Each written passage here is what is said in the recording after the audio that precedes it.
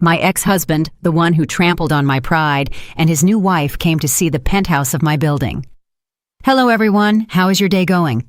I hope you are always healthy and happy, and that you keep arrogant people far away from you. The story I bring you today is about a woman who was despised and humiliated by her ex-husband and his new wife. A situation that hurts just to imagine, but here is where the plot takes a turn. What would happen if the place where they show off their wealth was actually your property? The protagonist of this story, Solani, reunites with her ex-husband Jelani and his new wife and shameless mistress, Kalina. Kalina, with an air of superiority, says, Well, look who it is, the little loner. Honey, it makes me sad to see you so all alone. But not even in her wildest dreams could she imagine that the floor she is walking on belongs to the luxurious penthouse owned by Zolani. How embarrassed will they feel when they discover the truth? Isn't it satisfying just to think about it? The end of this story will bring you intense satisfaction in a very elegant way. Before we dive into this intense drama, take a moment to hit the like and subscribe buttons, and don't forget to turn on notifications. Your support is my greatest strength. All right, are you ready to see the moment when arrogance is punished with a cold smile? Let's start now. The morning sun spilled through the glass walls of a skyscraper that stood imposing in the heart of Atlanta. In the penthouse on the top floor, a beautiful woman dressed in an elegant power suit contemplated the hustle and bustle of the city at her feet. Her name was Solani. On her finger, a diamond ring, simple but of undeniable sophistication, shone discreetly. She was no longer the Solani of the past. The woman who always bowed her head and hid her tears behind her pillow had disappeared. Now she was the owner of this exclusive apartment, the Onyx Tower, the same building she was standing on. At that moment, the sound of firm footsteps approached. A handsome man with a strong build and dressed in an impeccable suit approached and wrapped his arms gently around her shoulders. It was Solani's current husband, Dakari, the man who had brought back the smile she had lost for years. What are you thinking about, babe? The meeting with the investors is about to start, Dakari asked with a warm voice. His gaze was full of love, completely different from the cold indifference she used to receive from her ex-husband. Solani sighed and sketched a faint smile. I just still can't believe it. Before, I couldn't even dream of having a small apartment in a basement, and now I'm at the very top of my own building. It all seems like a dream. Dakari squeezed her hand. It's not a dream, Solani. It's the result of your hustle, your tears, and your prayers. You deserve all of this. You are no longer the weak woman they abandoned. Dakari's words transported Solani 5 years back. The wounds had healed, but the scars remained vivid in her memory. That was the darkest day of her life. In the cramped living room of her in-laws' house, cluttered with flashy objects to fake wealth, Solani was kneeling on the cold floor. In front of her, her ex-husband Jelani and her ex-mother-in-law. Their faces were flushed with irrational, useless anger. The words of her then mother-in-law echoed in her ears. Her accusing finger pointed directly at Solani's face. Look at Kalina. She's a career woman, beautiful, and makes serious money. And what are you? A parasite that just consumes in this house. Our Jelani needs a woman who elevates the family's status, not a burden like you. Zolani remembered perfectly having tried to defend herself with a trembling voice. But ma'am, I also work to help Jelani. My paycheck wasn't very high, but I always did my best. Please, with your minimum wage, you could barely afford your hair products. Jelani interrupted her with a hurtful tone.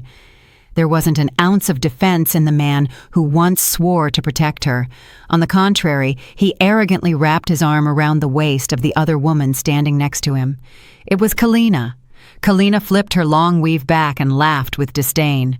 Leave it, Jelani. If you keep getting mad, you'll only make this poor thing feel worse. Kick her out already. And I told you that if you were clear with her, I could pay the car note this month. Those words were the final nail in Solani's coffin. Her pride was trampled on for money. Jelani chose the sophisticated and wealthy Kalina, abandoning Solani, who had supported him with devotion since he had nothing. Pack your bags right now, Solani. As of today, we are divorced. Jelani shouted without hesitation. "I'm sick of living in poverty with you. I want to be happy with Kalina." The mother-in-law let out a laugh of satisfaction. "Did you hear? Get out at once, and don't you even think about taking anything from this house other than those rags you're wearing." That day, Solani left that house dragging an old suitcase under torrential rain. Her tears had dried up a long time ago. She swore inside herself that she would never again allow anyone to look down on her. She would rise, she would triumph, and she would prove that the diamond they threw away would shine brighter than anything they had ever owned. Solani. Dakari's voice brought her back to the present. Solani blinked, dissipating the shadows of her dark past.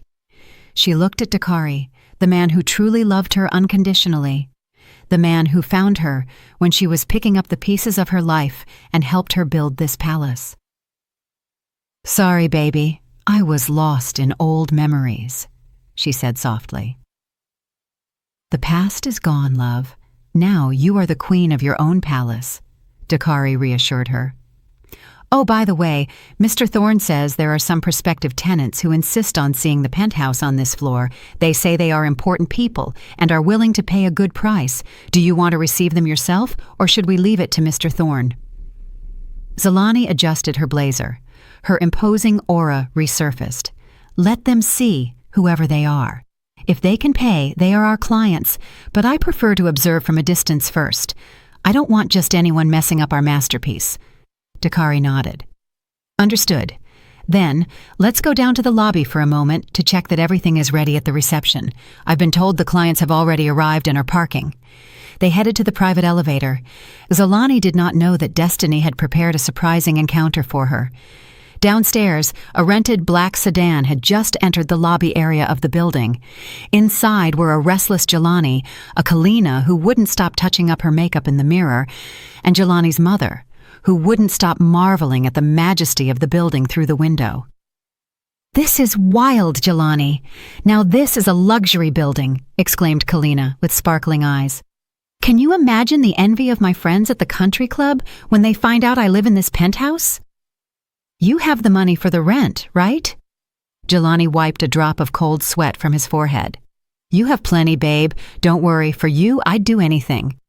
But inside, Jelani knew he had drained all his emergency savings just to keep up appearances. "Great," intervened his mother from the back seat. "I can't wait to show off to the neighbors. We have to show them how successful my Jelani is, not like that Solani who knows how her life is going." On the ground floor, the elevator doors opened with a soft ding. Solani walked out elegantly alongside Dakari. At that precise instant, the automatic glass doors of the lobby slid open. The three people from her past entered, decked out and ready to face a destiny that would turn their arrogance upside down. Zolani hadn't seen them yet, but the air in the lobby felt heavy, as if a storm was about to break. The clicking of Kalina's heels resonated with special stridency on the gleaming marble floor of the Onyx Tower. She walked as if she were a supermodel, with her sunglasses deliberately placed on her head to hold back her perfect hairstyle. In her right hand, a flashy designer bag, as if she expected all eyes to focus on her. Behind, Jelani's mother followed with a forced smile, striving to match the style of her ostentatious daughter-in-law. Jelani, meanwhile, walked last with a step that denoted anything but confidence. Every now and then he patted his jacket pocket to make sure his wallet was still there. Cold sweat began to run down his temples. Although the lobby's air conditioning was working perfectly, his mind was in chaos. His bank account balance was in the red, but vanity and Kalina's insistence had led him to set foot in that luxurious place. "Babe, walk with more swag," Kalina whispered in a low but firm voice, yanking his arm sharply when she saw he was lagging a few steps behind. "We are going to be the tenants of the penthouse. Don't walk like you're the delivery guy. How embarrassing." Jelani swallowed hard. His throat was dry. "Does it really have to be the penthouse, love? I saw the brochure and the rent is super expensive. I mean, the deluxe type apartment on a middle floor is also very nice. It has the same views of the city. There isn't much difference." Kalina's eyes widened like saucers. She stopped dead in her tracks, causing her mother-in-law to almost crash into her. Are you joking? My friends' husbands at the club are mining entrepreneurs, high-ranking officials, owners of export companies. They all live in penthouses or luxury villas. And I, the wife of the young entrepreneur Jelani, am going to live in a deluxe pigeon coop? What image will I project when my girlfriends come to visit me? The mother-in-law intervened immediately to defend her dear daughter-in-law. Kalina is right. Jelani, what is wrong with you? A beautiful wife needs facilities at her level. Don't think like your ex-wife. That Solani girl was from the sticks. You gave her a little room in a basement, and she was happy enough. But our Kalina is an asset to the family. She must be treated like a queen. If you become stingy, luck will slip away from you. Jelani sighed without daring to contradict his mother. But inside, he wanted to scream that his luck was slipping away precisely by keeping up with the lifestyle of the two of them. His printing business was doing poorly, debts were piling up, and he had just taken out an online loan to pay the deposit for this apartment and pretend to be a winner in front of Kalina's family. "Yes, Mama, it was just a suggestion," he replied weakly. They headed back towards the reception desk, which looked imposing with its black granite walls and a crystal chandelier. There, several employees in impeccable uniforms greeted visitors with kindness. Kalina dropped her bag on the counter, producing a dull thud to get attention. "Excuse me, we are here to see the penthouse on the top floor. It's still available, right? My husband will pay for the year in advance in cash if necessary," she said loudly, so everyone around her could hear.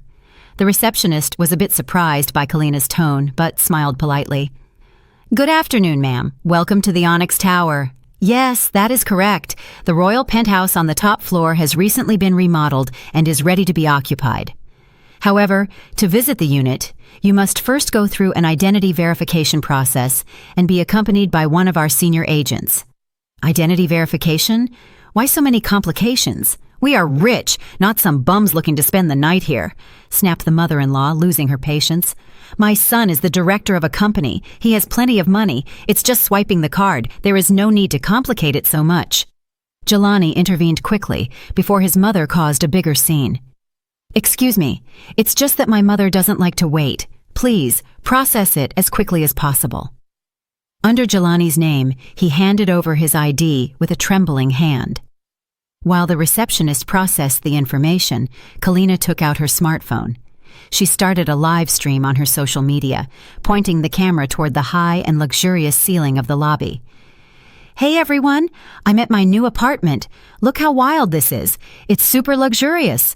My husband is the best. He felt bad that I was living in a normal house. Pray that the contract goes well, guys. As soon as I have the keys, I'll give you a tour."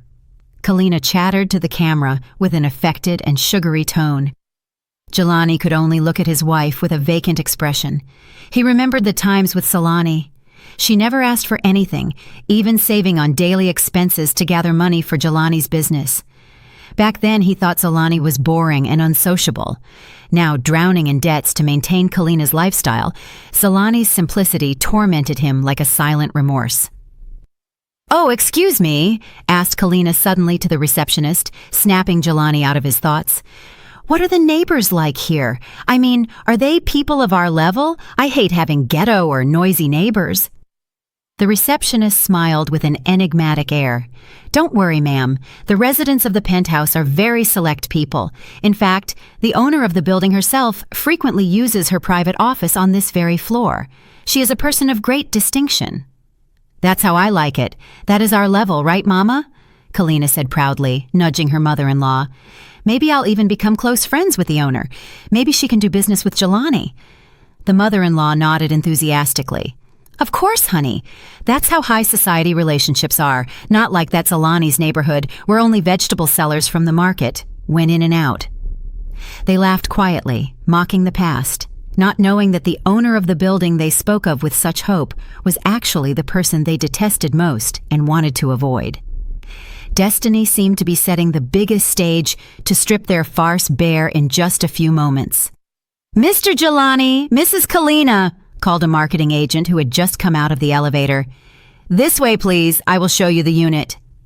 Just as they turned to follow the agent, the doors of a private elevator in a corner of the lobby opened, but Kalina and Jelani, absorbed in their phones and their chat, didn't see who had just stepped out. Barely a few feet separated them, but the abyss of destiny between them was already immense. The agent, named Mr. Vance, guided the small group down a hallway of elevators with golden marble walls, enthusiastically explaining the facilities of the infinity pool and the private gym, for exclusive use by residents of the upper floors. Kalina nodded, adjusting every so often the sunglasses she didn't need indoors. Meanwhile, Jelani's mother was busy touching a huge vase in a corner of the hallway to check if it was real. This elevator on the right is exclusive for the penthouse and VIP residents, so privacy is completely guaranteed, explained Mr. Vance, while pressing the call button. In the instant the elevator doors opened with a ding and the light turned on, his attention shifted to two people standing not far away. A woman in an impeccable cream-colored dress without flashy prints was speaking seriously with a man by her side. The woman held a tablet, and the man took notes occasionally on his phone. The first to recognize them was Jelani. His steps stopped dead. His face, already pale, lost all color. His heart was racing, not out of love, but out of a mixture of fear and shame. Xolani, he murmured almost involuntarily. His voice got stuck in his throat. Upon hearing the name, Kalina turned her head sharply, narrowed her eyes, and scanned the woman in the cream dress from head to toe. A few seconds later, her lips twisted into a contemptuous smile. "Well, well, what a small world, honey." Kalina's shrill voice resonated in the silent hallway. She approached deliberately, closing the distance with Zolani. Zolani stopped talking to Dakari and turned her head slowly. Her face was serene. There wasn't a hint of surprise. It was as if she were looking at a lost stranger. Her gaze was soft but piercing, completely different from the Solani of 5 years ago, who always bowed her head in fear. "Well then, what are you doing here?" blurted Kalina, crossing her arms and looking at Zolani with a critical and challenging stare.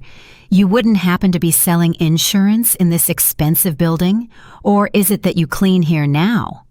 The mother-in-law stepped forward immediately to stand next to her daughter-in-law.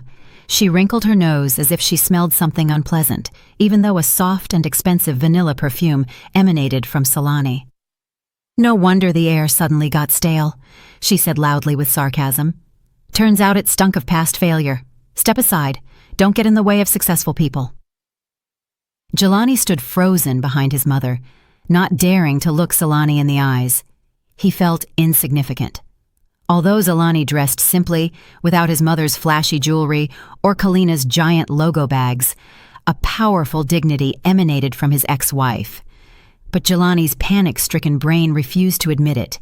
He preferred to cling to his mother's idea that Zolani must be in a tough situation. Dakari's jaw, standing next to Zolani, began to tense. His hands were already clenched into fists, ready to reprimand the rudeness of the two women in front of him. As a husband who adored Zolani, he couldn't stand them insulting her in her own building. "Excuse me, but watch your words," Dakari started to say, but a soft hand stopped him by grabbing his arm. Zolani shook her head and signaled him with her eyes. "Not yet. Stay still." Then Solani looked alternately at her ex-mother-in-law and Kalina. There was no anger in her voice, only a cold and indifferent tone.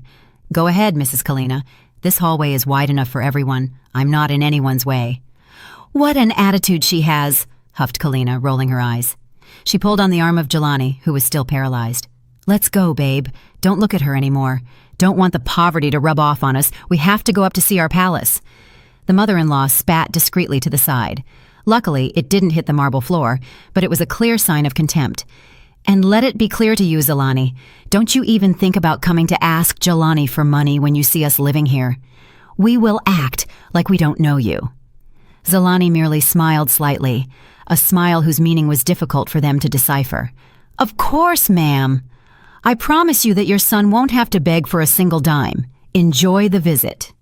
The marketing agent, Mr. Vance, who had felt uncomfortable witnessing the family drama, hastened to guide his clients toward the already open elevator. "This way, please, folks. The elevator is ready." Jelani's group entered the elevator. Just before the doors closed, Kalina gave Solani a mocking farewell gesture. Jelani, for his part, lowered his head deeply, avoiding a last exchange of glances with the woman he had abandoned. The elevator doors closed. The digital numbers above began to ascend. After their departure, silence reigned again in the lobby hallway. Dakari let out the air he had been holding, his breath agitated by suppressed anger. "Why did you stay quiet, babe? Those two have poison on their tongues. I wanted to call security right now to have them thrown out." Zolani looked back at her tablet screen as if nothing had happened, as if the insult a moment ago had just been a gust of wind. She tapped the screen a couple of times, checking the status of the penthouse her ex-husband was heading to. "Losing our temper in the lobby would only lower us to their level, honey," she replied wisely. She looked at her husband sweetly. "Let them fly high for now. The higher they fly with arrogance, the more painful the fall will be when they realize their wings are fake." Zolani turned her head toward the elevator that carried Jelani. "It's not the best comedy of the day. They want to brag about property in a place whose deed is in our safe." Dakari remained silent for a moment, and then a smile of admiration appeared on his face. He caressed Zolani's head. "You are incredible. Your patience is terrifying, babe. Come on, love, to the CCTV control room," said Zolani, walking toward the staff elevator.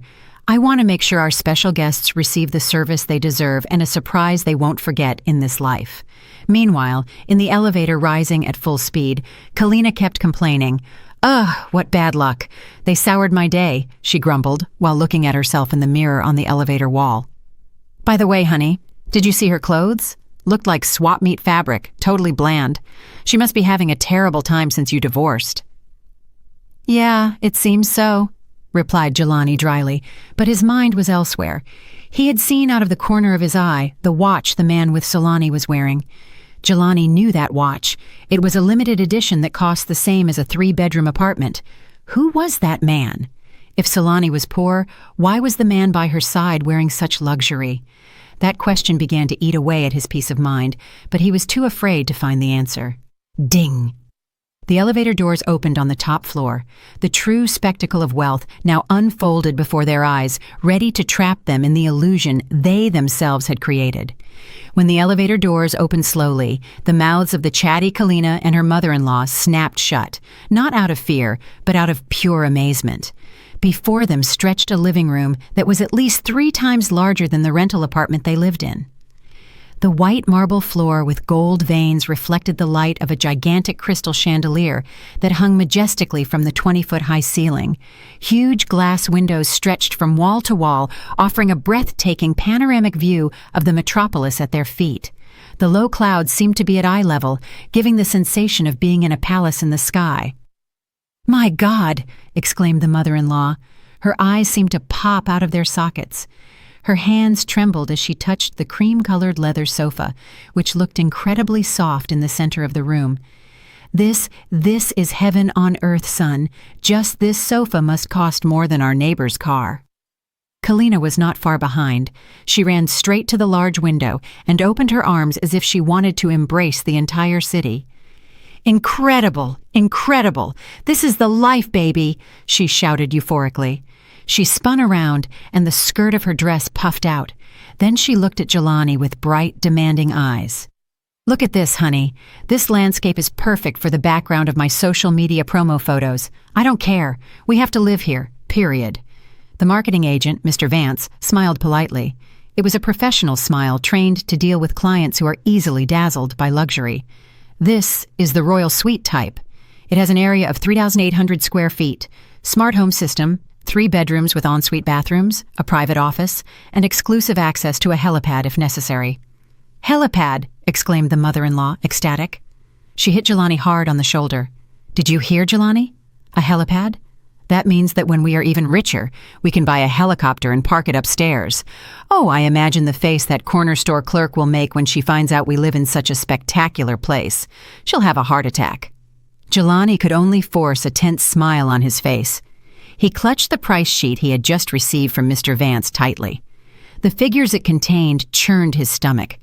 The annual rent was equivalent to 2 years of revenue from his printing business, assuming it went well. But the reality is that right now, the business was completely stagnant. "Babe, why are you standing there? Take some pictures of me," urged Kalina, posing with her legs crossed on the black granite bar counter. "Quick, and get the angle to make me look elegant." Jelani obeyed with a tired step, took out his phone and photographed his wife, who posed busily as if she were the queen of the world. On his phone screen, a notification from an online loan app appeared fleetingly. "Your loan payment is due today. Please make the payment immediately to avoid penalties." Jelani hastened to swipe the notification away before Kalina saw it. "Very well, Mr. Vance," said Jelani, trying to make his voice sound deep and authoritative, although cold sweat continued to run down his back. "But is there any special discount if we pay in cash? I mean, if we pay a year in advance?" Kalina frowned upon hearing the word discount. "Honey, don't be cheap. A rich person doesn't ask for discounts like they're buying peppers at the market. Just pay. What is wrong with you? You are a businessman." Mr. Vance nodded understandingly. "Of course there is a small discount for paying a year in cash in advance, sir. However, the management policy of this building is very strict. In addition to the rent, you must deposit today a security deposit equivalent to 3 months of rent, so we can reserve this unit and ensure no one else contracts it." 3 months. Jelani's breath hitched. That meant he had to shell out hundreds of thousands of dollars right today. "That's nothing," intervened his mother arrogantly.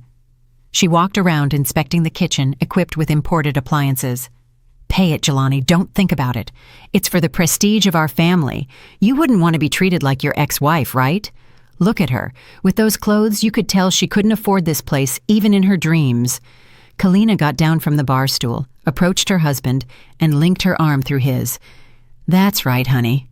Did you see Solani down there? I imagine how green with envy she'll get when she finds out we live in this penthouse. It's a demonstration, baby, a demonstration that you chose the right woman. I am a diamond, and a diamond doesn't need a cardboard box, but a luxury case." Kalina's words were a double-edged sword. On one hand, she praised herself, and on the other, she pushed Jelani into the abyss. Jelani looked at his wife's heavily made-up face. She was beautiful, yes, but that beauty demanded a price that was drowning him.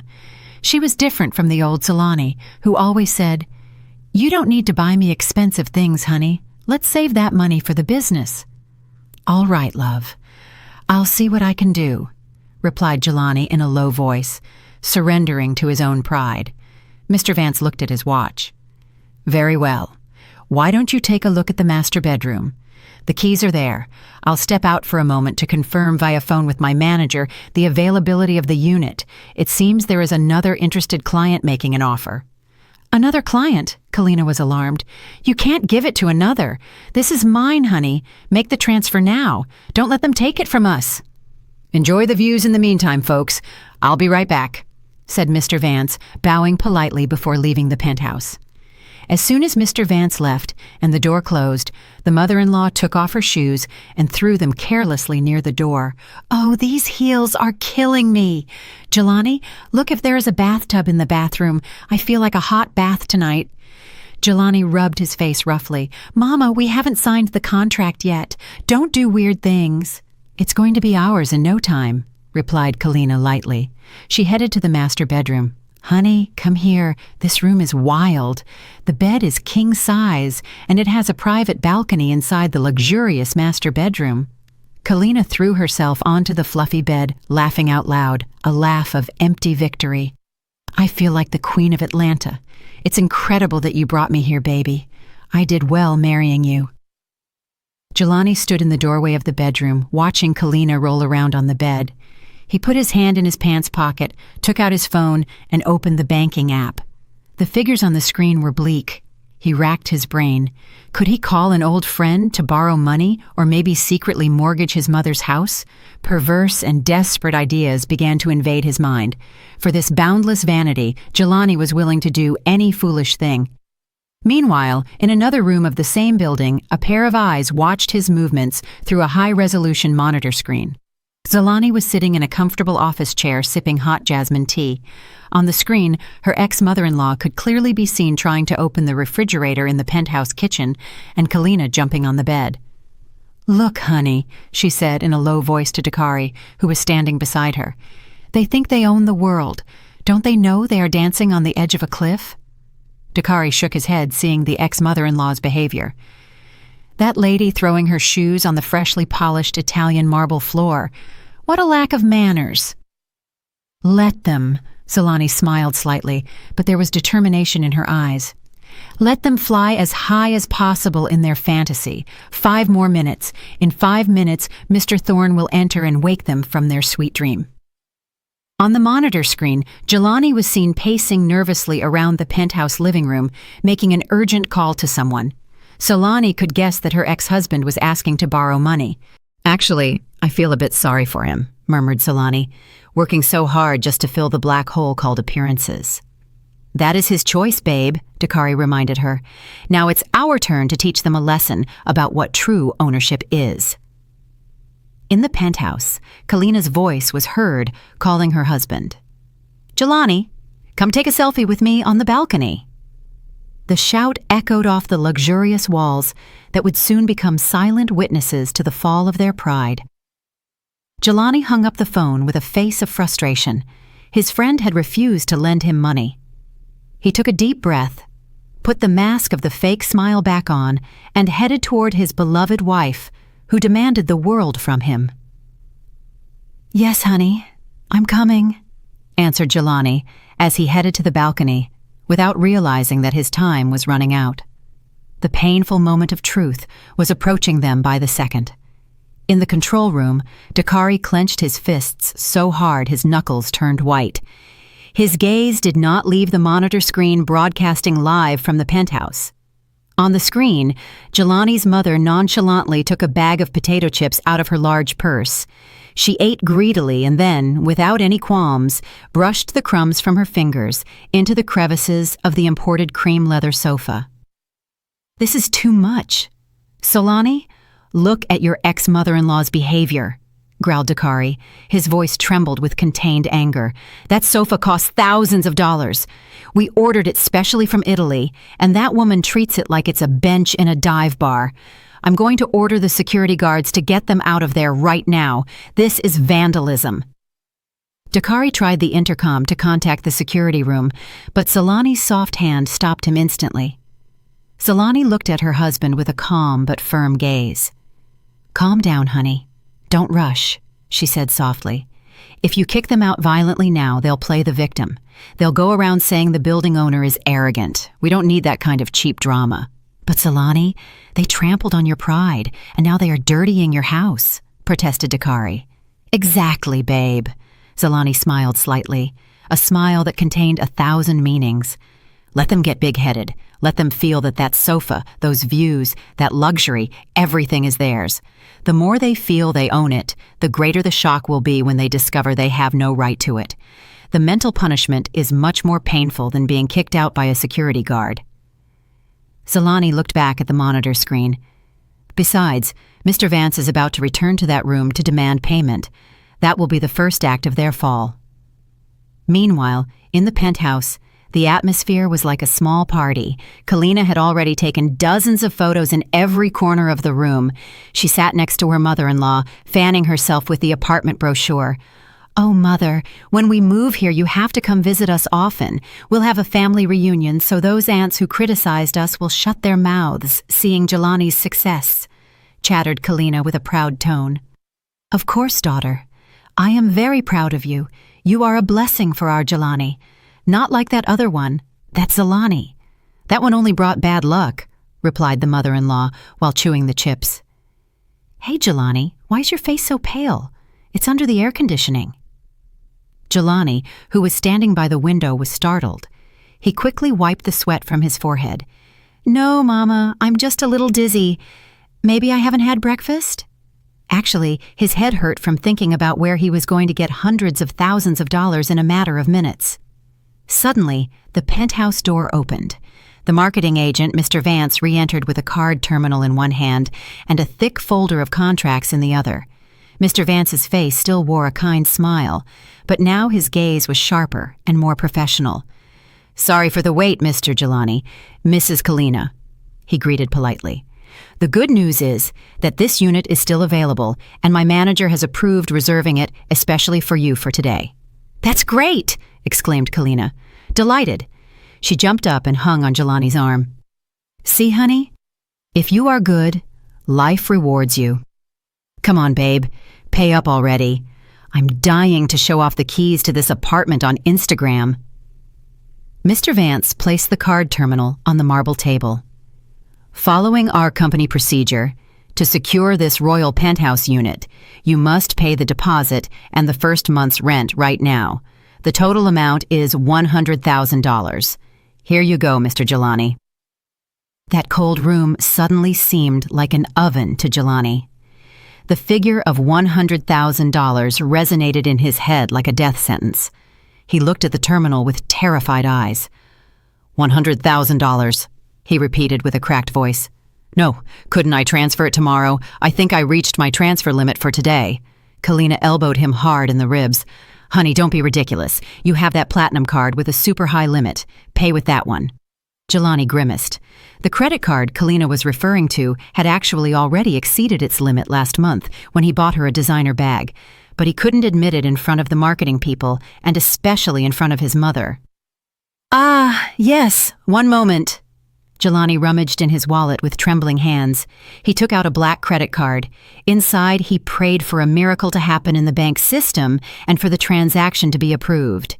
Mr. Vance took the card and swiped it through the terminal. Beep. Mr. Vance's fingers danced over the numeric buttons. He entered the amount and then held the terminal out to Jelani. Please enter your PIN. Jelani keyed in the 4 digits with hesitation. The seconds he waited for the receipt to come out felt like hours. Beep. The terminal screen lit up red. It showed a short but lethal message. Transaction declined. I'm sorry, sir. The transaction has been declined, said Mr. Vance with a neutral tone. Kalina huffed with annoyance. But why is it declined? Honey, did you enter the PIN wrong because of nerves? Sure, it's because the chip is dirty, excused Jelani nervously. Mr. Vance, try it again, please. Mr. Vance tried again. The result was the same. Transaction declined. The mother-in-law was starting to lose patience. Oh, Jelani, pay with another card and be done with it. Don't make me nervous. How can a businessman's card not go through? Jelani's face was now red with shame. He took out a debit card from another bank.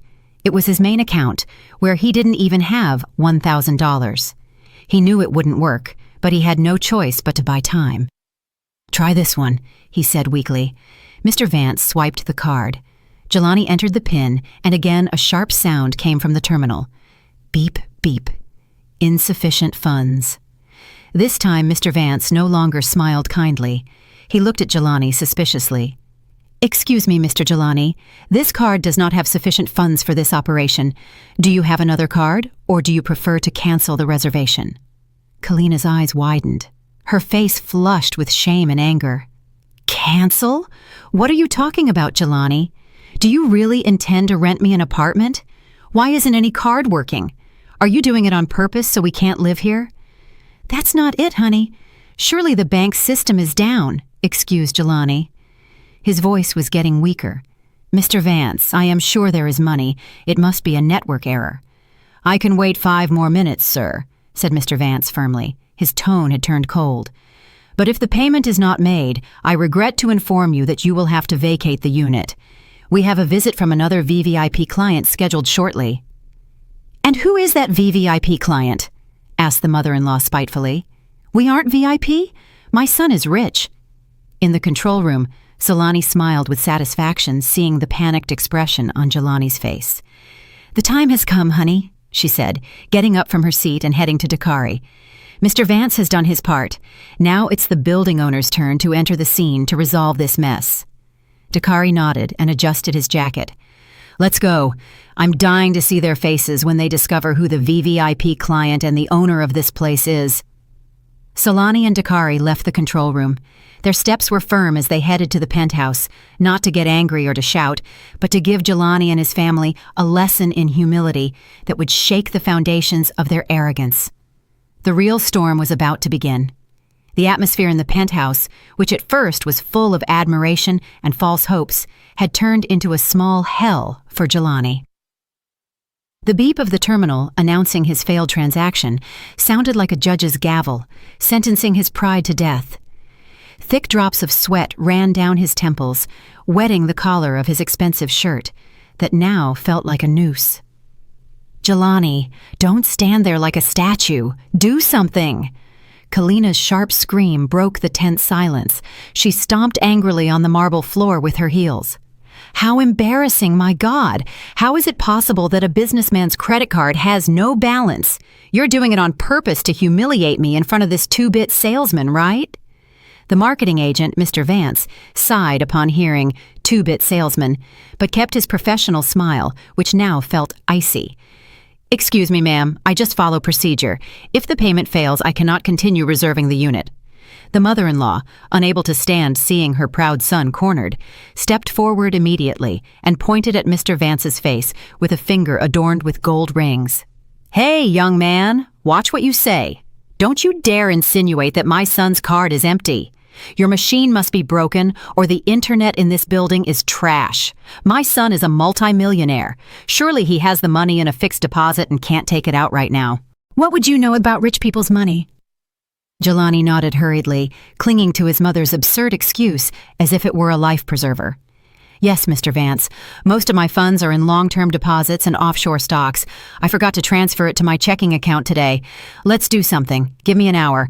I'll call my financial advisor to process a manual transfer." Mr. Vance shook his head firmly. "I'm sorry, Mr. Jelani. Your time is up. Our system works in real time. If the deposit is not confirmed now, the unit automatically goes to the next person on the waiting list." Mr. Vance grabbed the walkie-talkie on his belt, ready to call security. "And as I told you before, a VVIP guest is about to arrive. I beg you to cooperate and vacate the premises quickly." The word vacate made Kalina's emotions explode. She grabbed the apartment brochure that was on the table and threw it in Mr. Vance's face. The thick paper grazed the agent's cheek and scattered on the floor.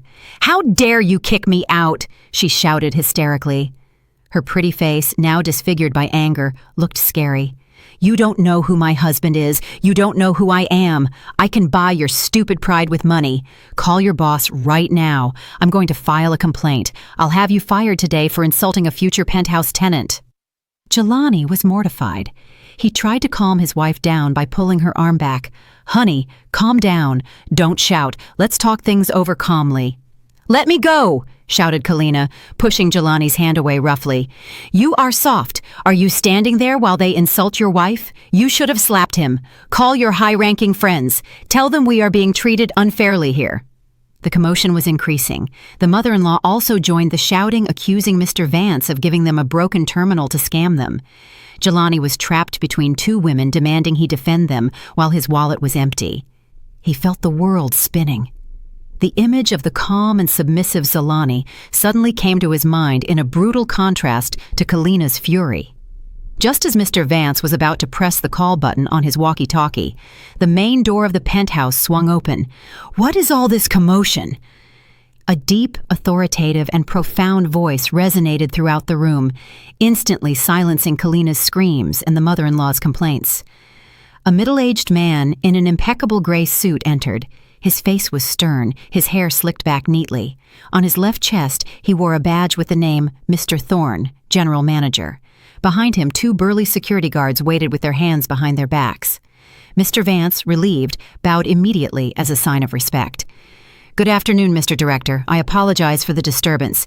These clients refuse to leave the premises, even though their cards have been declined several times and they are being verbally abusive." Mr. Thorne stared at Jelani, Kalina, and the mother-in-law one by one. His gaze was like an X-ray, capable of seeing through their wallets and their battered pride. "So these are the guests causing problems in our building?" he asked coldly. Far from being scared, Kalina felt new hope. She wrongly believed that Mr. Thorne had come to defend them as consumers. She immediately put on a victim expression, although her tone was still arrogant. "Ah, finally the boss arrives. Mr. Director, you should educate your employees better," complained Kalina, pointing at Mr. Vance. "Are you kicking us out for a simple technical problem with the bank? We are money people, Mr. Director. My husband is a successful businessman.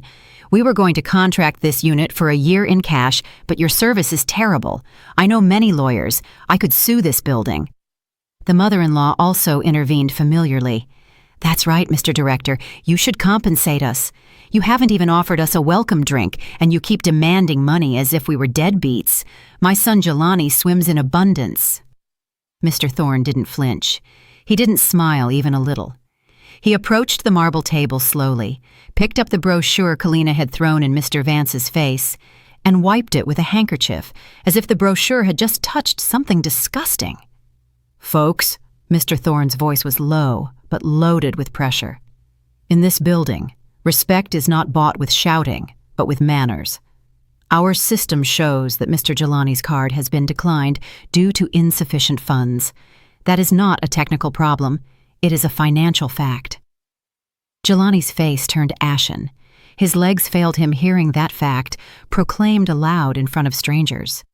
"And as for legal lawsuits," continued Mr. Thorne, looking directly into Kalina's eyes, "we have a complete CCTV recording of you throwing the brochure at my employee. That could constitute assault and a misdemeanor. Do you want us to start the legal proceedings first?" Kalina's jaw dropped.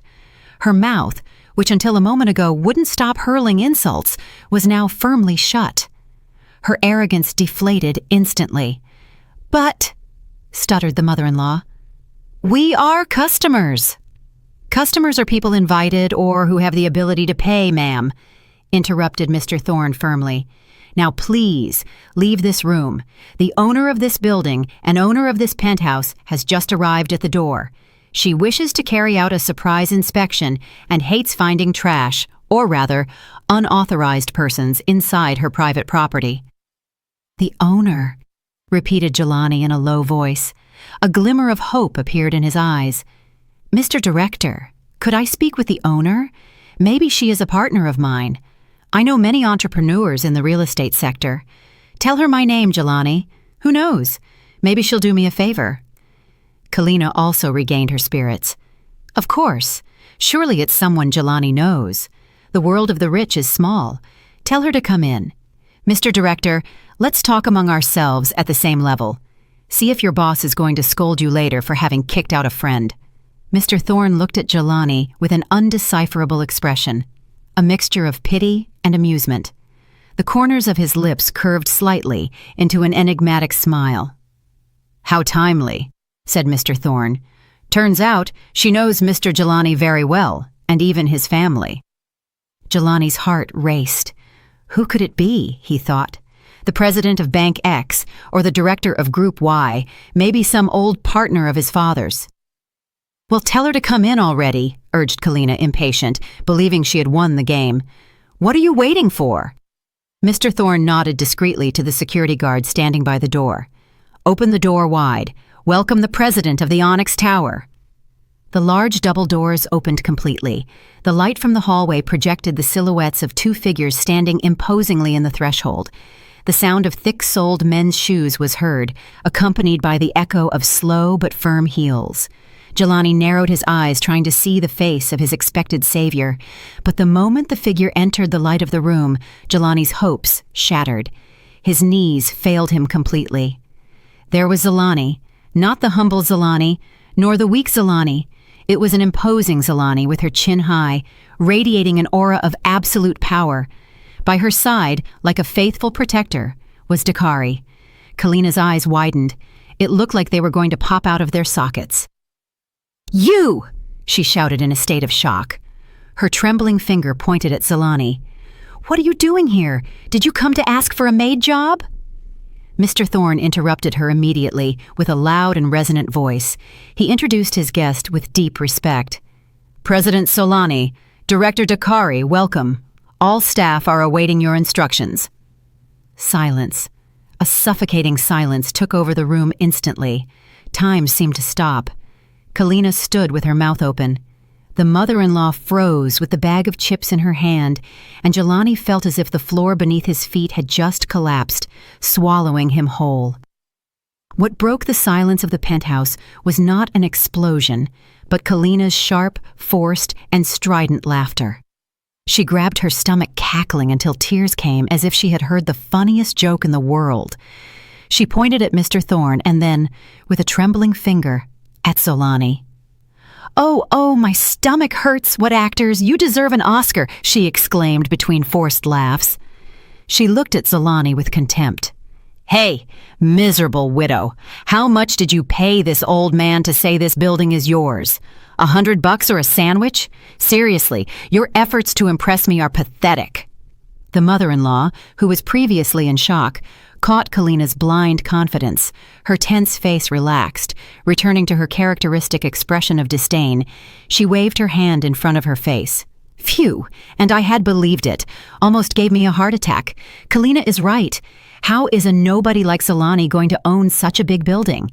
If before she bought rice on credit, owning a luxury apartment, Zolani, wake up, child. Stop fantasizing. But Zolani wasn't laughing at all. His eyes were fixed on the diamond ring on Zolani's ring finger, on the authentic leather briefcase Dakari held, and on the aura of authority that no one could fake. Zolani knew Zolani perfectly. He knew she wasn't good at lying, and what scared Zolani the most was the genuine submission Mr. Thorne and Agent Vance showed towards Zolani. It wasn't an act, it was the pure respect of a subordinate towards their superior. Kalina, Mama, shut up, please, whispered Zolani with difficulty, as if he were drowning. Why shut up? Let's unmask this fraud, Kalina emboldened herself. She approached Zolani with her chin high. Hey, Zolani, why don't you say anything? Are you ashamed that your lie got caught? Admit it. Surely you are a cleaner here and you stole the keys from the boss to give yourself airs. Oh, maybe you are the mistress of the old owner of this building.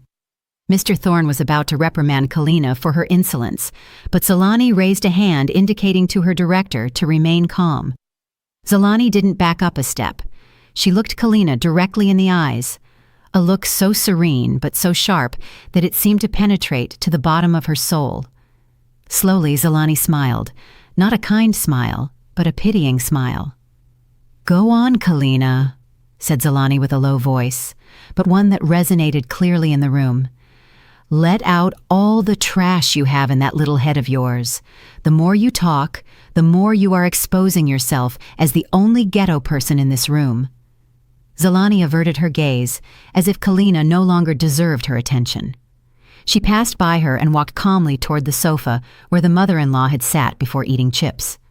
Zolani ran her fingertips over the leather surface of the sofa and saw the scattered crumbs. Mr. Thorne, called Zolani without turning around.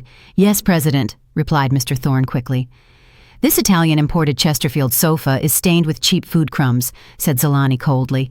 Take note, replace this sofa with a new one immediately or donate it. I don't want an object in my penthouse that rude people have sat on. It was like lightning. The word hit directly in the mother-in-law's chest.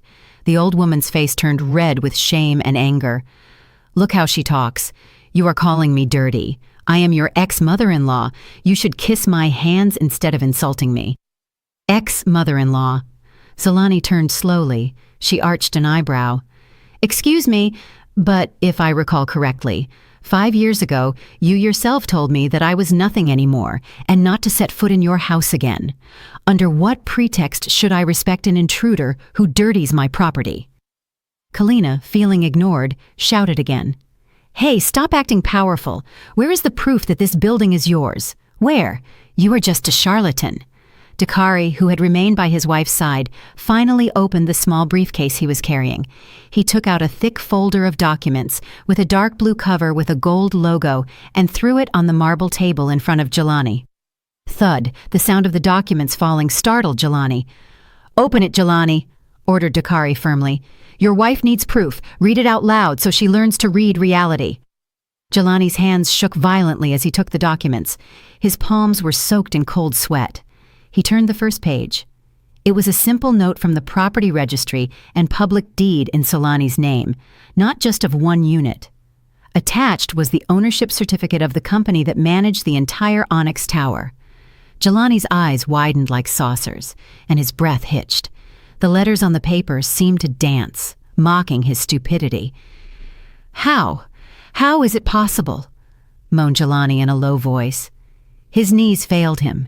He couldn't support his own body and collapsed onto the floor. Kalina snatched the documents from her husband's hands. What's wrong, babe? Why have you lost your strength? She read what was written, and her eyes rounded perfectly. She turned the pages again and again, looking for a flaw, a trace of forgery, but everything was authentic. The notary's seal, the registrar's signature, and there, Solani's name as sole administrator. This is fake. You forged the deed," accused Kalina hysterically, but her voice was starting to sound desperate. "It's impossible.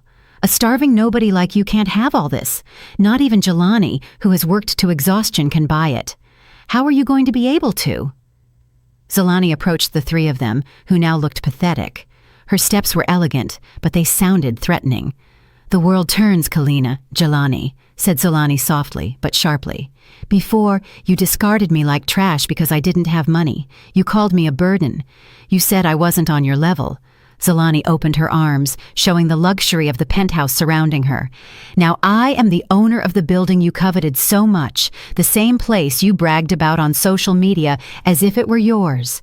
And you are here like failed tenants who can't pay the deposit, with the credit card declined, insufficient funds, and the worst attitude."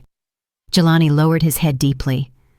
Tears of regret began to appear in his eyes. His shame was now unbearable. He wished the earth would swallow him. He realized that the woman he had despised and abandoned for the wasteful Kalina was actually a woman capable of conquering the world.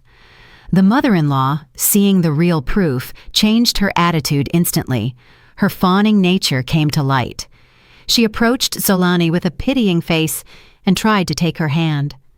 "Zolani, my daughter," said the mother-in-law with a falsely sweet voice. "Honey, before was just a joke. I knew you would triumph. My prayers have always been with you. Oh, how proud I am that my daughter-in-law has become a great president." Zolani withdrew her hand before the mother-in-law touched her as if avoiding something dirty. Her gaze was icy. "Stop the theater, ma'am. Tickets for that show are sold out." Zolani rejected her firmly. Kalina, seeing her mother-in-law fawn, felt even more cornered. Her great pride prevented her from admitting defeat. She threw the deed on the floor. "Bah, surely you got it with black magic or dirty money," she shouted blindly. "Jelani, let's go. I don't want to be in this cursed place anymore. It stinks of spiritual poverty." "One moment." Dakari stopped them when Jelani tried to get up with difficulty. Dakari looked at Jelani harshly. "You can go, but after resolving a matter." "What else now?" snapped Kalina. "You have entered private property without permission. You have caused a disturbance. You have dirtied the facilities, and you have verbally assaulted my employee," explained Dakari calmly. "Mr. Thorne, calculate the material and immaterial damages they have caused today. Include the cost of cleaning the sofa and the psychologist's fees for Mr. Vance for the hit with the brochure." Mr. Thorne nodded quickly. "Understood, Director. Compensation for damages is estimated at about $500. "What?" exclaimed the mother-in-law. $500? Thieves, we only sat for a moment." "Do you pay, or do we call the police for trespassing and property damage?" threatened Dakari coldly. "Choose. Do you pay the fine and leave quietly? Or do you leave escorted by the police and appear on the news as the family that made a scene in a luxury apartment because they didn't have money?" The threat of the news and the police instantly deflated Kalina's momentum. She was a vain person who cared a lot about her image on social media. If she went viral for being kicked out by the police, her social life would be over. "Papay, honey," stuttered Kalina, shaking Jelani's shoulder, who was still standing without strength. "Not the police. How embarrassing, honey." Jelani looked at his wife with empty eyes. "But where do I get the money, Kalina? My cards are empty." At that precise instant, in front of his ex-wife, Jelani felt he had hit rock bottom as a man. He couldn't protect, he couldn't pay, and he didn't have an ounce of pride left. Jelani watched the scene without excessive satisfaction, only a deep understanding that karma doesn't need to be sought. It finds its own address. The atmosphere in the luxurious penthouse felt colder and more sinister now than a morgue. Jelani's confession, that his cards were empty and that he didn't have a dime to pay the $500 fine, floated in the air like a thick black cloud. "Empty," repeated Kalina with a trembling voice. Her face, previously red with anger, was now pale. She looked at her husband with disbelief. What do you mean, honey? Don't joke in an emergency situation like this. You are a businessman. You have a car, a business. What do you mean you don't even have $500? Jelani lowered his head even more. His shoulders slumped, as if he were carrying the weight of the world. He didn't dare look into his wife's eyes, much less Zolani's, who remained standing in front of him calmly. "The business is completely ruined, Kalina," whispered Jelani with a cracked voice. "You can barely hear the car. I pawned it last month to buy you that fake Hermes bag you wanted. The credit cards are all maxed out paying your social club fees. I don't have anything anymore." "What?" exclaimed Kalina and the mother-in-law in unison. Kalina immediately grabbed her bag and nervously rummaged inside to take out Jelani's phone. She demanded roughly that he unlock the screen. "Open it. I'm going to see your bank app right now," she shouted hysterically. Jelani, with trembling fingers, obediently opened the mobile app. Kalina snatched the phone from him and stared at the screen. The figure that appeared was not millions, nor hundreds of thousands, nor even thousands. Balance, $150. And below a notification of late payment for an online loan of $20,000 whose deadline was today. "Lies," murmured Kalina, losing strength in her hands. The expensive phone fell from her hands and crashed against the marble floor with a sharp sound. The screen cracked like Kalina's heart at that moment. "You have been deceiving me all this time. You said you were rich, a successful businessman, but you were just a broke loser." The mother-in-law, who was watching the situation, also began to get hysterical. She shook Jelani. "Jelani, tell me it's not true. How did you go broke supporting this one? Where are my savings that I lent you for the business? Don't tell me you spent them too." Jelani could only cry in silence. They were the tears of a man whose pride had been shattered in front of the woman he had abandoned, Zolani, and the woman he had idolized, Kalina. "I'm sorry, Mama. Forgive me, Kalina. I just wanted to make you happy. I thought if our life was luxurious, luck would accompany us, but I was wrong." "You weren't wrong, you were crazy!" shouted Kalina, losing her mind. She hit him in the chest with her bag again and again. "Scammer, useless man! If I had known this, I wouldn't have married you. I regret it. I regret it so much." The scene was truly ironic. The family that barely 5 minutes ago boasted arrogantly of fake wealth was now attacking and blaming each other for money. Zolani watched the drama of their ruin with an impassive expression. There was no joy in her heart, only deep compassion. In the end, Jelani and his family lived in a hell they themselves had created, a hell called appearances. "Enough!" Zolani's voice cut through the commotion. It was calm but firm. Kalina stopped hitting. Her breathing was agitated. The tears had run her thick makeup, leaving her looking disastrous, like a clown in the rain. Zolani approached them. "Look, $50, which is nothing to me, have been able to destroy the harmony of your family in a matter of seconds. It is truly pathetic." Zolani turned to Dakari. "Honey, cancel the claim for damages." Dakari frowned. "But Zolani, they—" "Cancel it," interrupted Zolani, softly but firmly. "Demanding money from someone who doesn't know if they will eat tomorrow is like extorting a beggar. I don't want their money. Their money doesn't bring good luck." The expression, extorting a beggar, hit Jelani's face harder than any slap. He felt flayed alive. The ex-wife he had despised for being poor now pitied him, considering him little better than a beggar. Zolani looked back at Jelani. "Keep the $150 you have left in the account well. Jelani, use them for a taxi home. The rental car downstairs surely has overdue payments too, right?" Jelani nodded stiffly. His face burned with indescribable shame. "I forgive you the $500 fine," continued Zolani. Her voice resonated majestically in the wide space. "But on one condition." The mother-in-law, who was crying, raised her head immediately. Hope shone in her eyes. "A condition? What condition, Zolani? If it's not money, I'll do whatever." Zolani smiled slightly, a smile that sent a chill down Kalina's spine. "You cannot leave through the main door, nor use the VIP elevator," said Zolani, pointing to a back door near the kitchen. "You have to leave through the freight elevator and the emergency stairs in the back. It is an appropriate path for those who arrived with a mask of lies and leave with failure on their backs. The freight elevator. Kalina's eyes widened. That elevator that trash collectors and construction workers use. I am not an influencer. I am not going down through such a dirty place. If you refuse, suit yourself, said Dakari indifferently, taking out his phone. In that case, the police and viral option is still on the table. I just have to press a button, and in 10 minutes the press will gather in the lobby to await the arrest of a scammer influencer and her bankrupt husband. Kalina's face paled instantly. Being labeled as a scammer and going viral was something she feared more than death.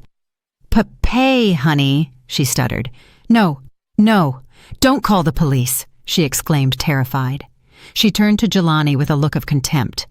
"Let's go already. Our problem is not over. When we get home, you're going to get it." Mr. Thorne signaled to Mr. Vance. "Mr. Vance, guide them to the back door. Make sure they leave the building through the side door that leads to the dumpster without stopping anywhere." "Understood, Director," replied Mr. Vance firmly. There was a strange satisfaction on his face as he guided the people who had insulted him moments before. Jelani stood up with trembling knees. He tried to look at Zelani once more with the hope of finding some ember of their old love. "Zelani, Go, Jelani." Zelani interrupted him without turning. She turned her back and approached the large window. "Don't dirty today's beautiful landscape with your face full of late regret." With hesitant steps and heads bowed, Jelani, Kalina, and the mother-in-law were led through the luxurious kitchen to a gray steel door in a corner. It was the door that led to the suffocating freight elevator and the dark emergency stairs.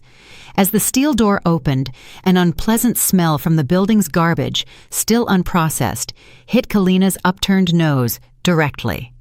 "Ew! Gross!" she protested, covering her nose. "Walk!" shouted Mr. Vance firmly. There were no more polite smiles. The steel door closed behind them with a dull sound, as if closing forever a page of Selani's past. Now, in the penthouse calm again, Dakari approached his wife, who was still standing looking at the Atlanta sky. "You are too good, Zelani. Letting them go without even paying the fine," said Dakari, wrapping his arm around his wife's shoulders. Zelani smiled, this time a smile of genuine relief. "A financial punishment would only cause them more physical pain, honey, but making them go home with the shame, the mutual accusations, and the awareness of having lost a diamond for a stone, that is mental torture that will haunt them all their lives, and that is much more painful." Dakari nodded. "Agreed. So what is the plan now? I know you aren't done with Jelani. I saw how you discreetly slipped a business card into his jacket pocket when he passed."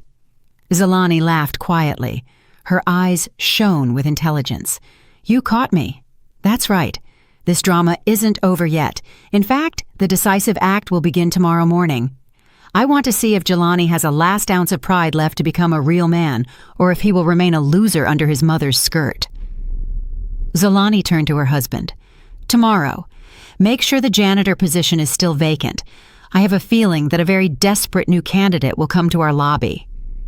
The sun in the Atlanta sky rose higher and higher, illuminating the Onyx Tower majestically. Meanwhile, far below at the dumpster exit, 3 people stumbled out, greeted by the hot asphalt and harsh reality. The life of luxury they dreamed of had shattered in less than an hour, and in its place only remained the reality of debts, bankruptcy, and a marriage now on the brink of the abyss. The afternoon sun in the city burned the skin, but it didn't compare to the burning Jelani felt on his face. Coming out of the side door of the dumpster of the Onyx Tower, the 3 looked like mice that had just escaped a trap, but having lost their tails in the attempt.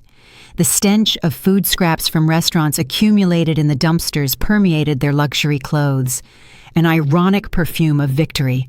Kalina walked at a fast pace ahead of Jelani. The heels of her shoes struck the dusty asphalt with rage. "Kalina, wait! Where are we going?" called Jelani, panting. He struggled to catch up with his wife, while his mother stumbled behind, holding her trembling knees. Kalina turned suddenly. Her eyes were full of hate. "There is no us anymore. You take care of your mother and your life full of lies. I'm going to my parents' house. Kalina, please, let's talk at home first. I promise I'll get money from somewhere. Jelani tried to grab his wife's hand. Don't touch me, shouted Kalina, pushing his hand away roughly. Get money? From where? Your friends have already blocked your number, the rental car from before. Surely the tow truck has already taken it because you didn't pay. How are we going to get home now? Walking. Think a little, please. A blue taxi passed slowly. Kalina hailed it instantly, with a gesture without directing a single glance at her bankrupt husband, got into the taxi, and slammed the door. The taxi drove away, taking Jelani's beautiful wife and his dreams of high society, leaving only the street dust oppressing his chest. "Kalina, wait!" shouted the mother-in-law, but her voice was lost in the traffic noise. Now only Jelani and his mother remained on the sidewalk. The mother-in-law looked at her son with empty eyes under thick makeup run by sweat. Her aged face looked exhausted, and the signs of age became more evident. "Jelani, how did we get to this?" moaned the mother-in-law. Her voice no longer contained anger, but desperation. "Where is your promise to make Mama happy? Your promise that I could brag to the neighbors. Now Kalina is gone. We have no money, and we are drowning in debts. What are we going to eat tomorrow, Jelani?" Jelani dropped onto the curb. Not caring that his expensive suit got dirty with dust, he covered his face with his hands. The calm and dignified face of Jelani that he had seen before returned to his mind. "It's our punishment, Mama," he murmured with a broken voice. "Once we threw away a diamond to keep a stone. Now the stone is rolled away, and we are left with empty and wounded hands." With the last $150 he had left in the account, just withdrawn from a convenience store ATM, Jelani ordered a rideshare to return to his cramped rental apartment. The way home felt unusually long and silent. There was no longer his mother's chatter bragging about her son, only the suppressed sobbing of an old woman who sensed that her old age would be bleak. Upon arriving home, the atmosphere was even more desolate. The door was ajar. Jelani entered with his heart in a fist. As expected, the closet was open and empty. Kalina's clothes, her fake bags, and her fake jewelry had disappeared. Only a piece of paper remained on the rickety dining table. "Divorce papers will arrive next week through my lawyer. Don't look for me anymore." Jelani crumpled the paper. He laughed miserably, as if he had lost his mind. "She's gone, Mama. She's really gone as soon as the money ran out," he said to the empty space. That night, Jelani didn't sleep. He sat on the steps of the entrance with the only company of mosquitoes and his mother's coughing from inside the room. They hadn't paid the electricity for 2 months, and they were about to cut it off. He rummaged in his jacket pocket, wanting to smoke a cigarette to calm down, but he didn't find a pack of cigarettes. His fingers touched a paper of thick and luxurious texture. Jelani took it out.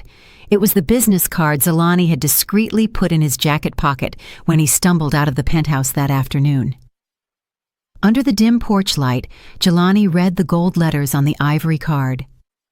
Solani, President of the Onyx Group.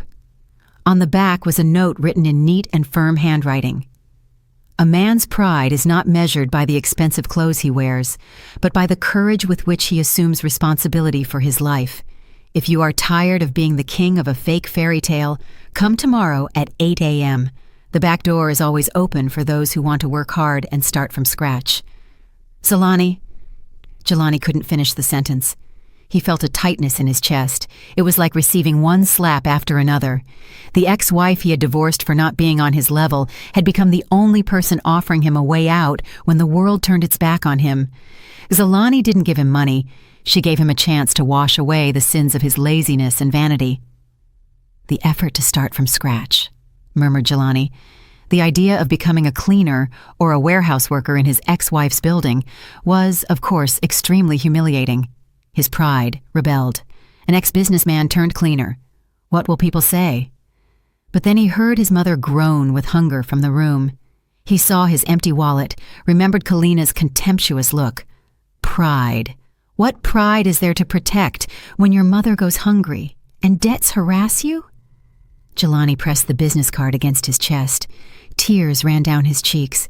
That night, among the ruins of his life, Jelani made the most important decision. He would kill the fake businessman Jelani that night, and a new Jelani would be born the next morning, even if that meant swallowing humiliation more bitter than bile. The next morning, a radiant sun shone over the financial district. The Onyx Tower stood firm, reflecting the golden light. In the rear parking area, where employees and workers entered and left, the morning attendance check was taking place. The cleaning staff, in their dark blue uniforms, were preparing by grabbing their battle tools, brooms, mops, and rags. Exactly at 8 in the morning, a man approached the rear security post. He no longer wore an expensive suit. He wore a slightly worn white shirt and simple black pants. His hair was no longer impeccably slicked with gel, but looked clean and tidy. His face still showed signs of fatigue, but his gaze radiated a different determination. It was Jelani. He approached the marketing agent, Mr. Vance, who was talking to the head of security. Mr. Vance recognized the man instantly. He arched an eyebrow with surprise. "Mr. Jelani," he called hesitantly. "What are you doing here? Did you come to look for yesterday's rental car?" Jelani shook his head in silence. He took a deep breath, throwing the last vestiges of his pride into an imaginary trash can. With a slightly trembling but firm hand, he handed Jelani's business card to Mr. Vance. "No, Mr. Vance," replied Jelani with a low but clear voice. "I have come to look for work. President Jelani told me there was a vacancy on the cleaning team." Mr. Vance stood in silence looking at Jelani with disbelief. There was a moment of silence between them. Some security guards who had witnessed the commotion in the lobby the day before turned to whisper with mockery. "Isn't that the arrogant guy from yesterday? Coming to ask for a janitor job?" Jelani's face reddened hearing the whispers, but he didn't back down. He remained standing, looking intently at Mr. Vance. "I need this job, Mr. Vance. Please communicate it to the president. I am willing to be assigned to any position. I am ready to work." Mr. Vance smiled slightly. This time it wasn't a professional smile, but a sincere smile. He saw the change in Jelani's eyes. There was no arrogance anymore. "Understood, Jelani. Follow me to HR," said Mr. Vance politely, but without using the excessive title of Mr. anymore. "But remember, the rules here are strict. No special treatment for knowing the owner." "I know," replied Jelani. On the top floor, behind the glass walls of the penthouse, Jelani watched a CCTV monitor showing the rear checkpoint area. She saw Jelani walking with his head down, following Mr. Vance. Dakari was standing next to Jelani, holding his wife's waist. "He came." Jelani nodded. A faint smile appeared on her lips. "He came, honey. He chose to abandon appearances to assume his responsibility. At least a part of the goodness he had, the one I once loved, was still there." "Are you going to talk to him?" asked Dakari. "Not now," replied Jelani wisely. "Let him go through the process alone. Let him feel what it is to earn money with his own sweat, not with deceit. That will be the best school of life for him." Jelani looked at her husband with eyes full of love. "Today we won, honey.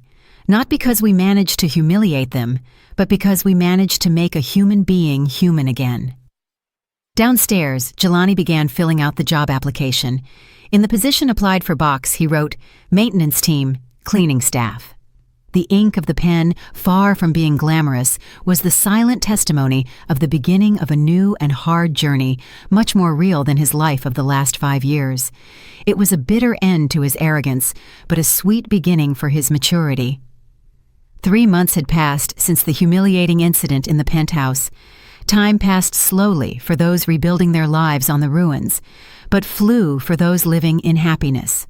The central lobby of the Onyx Tower was very busy that morning. Impeccably dressed people came and went at a fast pace. In a corner, near a large marble column, a man in a dark blue uniform was crouched down, meticulously cleaning a spilled coffee stain on the floor. It was Jelani. There were no fake Armani suits anymore, nor imitation gold watches, nor hair styled with expensive products. Jelani now wore a cleaner's uniform with a badge on his left chest that said, "Jelani, Cleaning Team." Sweat soaked his back, but strangely, his face seemed more serene than when he pretended to be a businessman. Jelani emptied the trash can at the lobby entrance. "Please, it's full," indicated Mr. Vance, who was making his morning rounds. "Yes, Mr. Vance, right away," replied Jelani quickly, without being offended in the slightest. He got up, shouldered a large black trash bag, and carried it to the back. It was heavy, smelly, and dirty, but for Jelani, it was the lightest load he had ever carried. It was the weight of honesty. He was no longer afraid of being chased for debts, nor needed to lie to his wife about his account balance. Meanwhile, Kalina's fate had ended tragically in its own way. The latest news that reached Jelani was that Kalina had been arrested and faced legal charges for trying to scam a coal businessman with the same method. The woman who adored luxury had ended up getting free accommodation behind bars, a place where designer bags and heavy makeup were worth nothing. The mother-in-law, the old woman, was now much quieter. Every afternoon she waited in the doorway of her modest rental apartment for Jelani to return. There were no more complaints about a rich daughter-in-law. When Jelani returned with a plate of hot soul food and his meager weekly salary, the mother-in-law received him with tears in her eyes. She had learned that a meal bought with her son's honest money tasted much better than a luxury banquet paid for with suffocating debts. That afternoon, a luxury sedan stopped in the lobby. The doors opened, and Selani stepped out alongside Dakari. Selani's aura shone even more. She had just received the Businesswoman of the Year award. The lobby employees bowed politely. "Good afternoon, President. Good afternoon, Director." Selani responded to their greetings with a kind smile. Her gaze landed immediately on the figure of Jelani, who was cleaning the floor near the entrance. Jelani realized that Selani had arrived. He stopped what he was doing, straightened up, and bowed his head respectfully, not as an ex-husband, but as an employee towards the business owner. Selani signaled Dakari to stop for a moment. She approached Jelani. Jelani's heart raced, not out of love, but out of immense respect. "How is the job, Jelani?" asked Selani softly, without an ounce of mockery. A genuine question from a superior. Jelani raised his head and looked into the eyes of the woman he had abandoned. He didn't see resentment in them anymore. He saw serenity. "Good, President," replied Jelani firmly. "Thank you for giving me this opportunity. With my first paycheck, I paid my mother's overdue electric bills and bought her medicine. I'm saving the rest to pay my old debts." Zelani nodded slowly, and a faint smile appeared on her lips. "I'm glad. This lobby floor has never been so clean. It seems you are better at working with your own hands than cleaning up appearances." Jelani smiled bitterly, but his eyes were sincere. "I have learned a lot, President. I have learned that a man's honor is not measured by the expensive clothes he wears, but by the courage with which he assumes responsibility for his life. I want to ask for your forgiveness for all my past. I know an apology won't change anything, but I want you to know that I regret it." Zelani stared at Jelani. She saw his hands now rough and calloused, the hands of a hard worker. "The day you bravely walked through the back door and picked up that broom, I had already forgiven you, Jelani," said Selani sincerely. "The past is over. Now concentrate on being a good son to your mother. Let your fatigue be the price you pay to wash away your sins." Zelani then turned to Dakari, who looked at her with pride. "Let's go, honey. The board of directors is waiting for us." Dakari wrapped his arm around Zelani's shoulders. Before leaving, Dakari patted Jelani lightly on the shoulder. "Good job, Jelani. Keep it up." "Thank you, Director," said Jelani, bowing. Zelani and Dakari headed to the VIP elevator and left the lobby. Zelani didn't look back. For her, Jelani was no longer the shadow of a painful past. He was just one of the hundreds of employees working in her skyscrapers. Zelani had obtained the greatest victory, not seeing Jelani destroyed, but seeing him heal from the disease of the soul that had ruined his life. Appearances. Jelani returned to the handle of the mop. He saw his reflection on the marble floor he had just cleaned. He no longer saw the figure of a pathetic fake businessman. He saw an ordinary man fighting to straighten out his life, one floor at a time. Outside the building, the sun shone brightly. But in the hearts of Zelani and Jelani, the storm had passed. Each had found their true place. Zelani, at the peak of success with humility, and Jelani on the ground floor with a new awareness. Life goes on, and the floor of the Onyx Tower shone brighter today than ever, reflecting the light of honesty that had finally defeated the darkness of appearances. Don't judge people by the clothes they wear today. The wheel of life turns incessantly. Luxury built on the foundations of appearance and debts will crumble in the blink of an eye. On the contrary, success forged with effort, honesty, and patience will remain firm forever. The true value of a person does not reside in the possessions they flaunt, but in their manners, their sense of responsibility, and how they treat others. Did you like the story, and which city are you listening from? Let's meet in the comments. If you liked the story, you can support me by sending a super thanks so I can keep bringing more stories like this. Thank you so much for your sweet support. I'm looking forward to your comments on the story. On the screen, you can see 2 new life stories that I highly recommend. There's so much more on my channel. Don't forget to subscribe. See you in the next life story, with love and respect.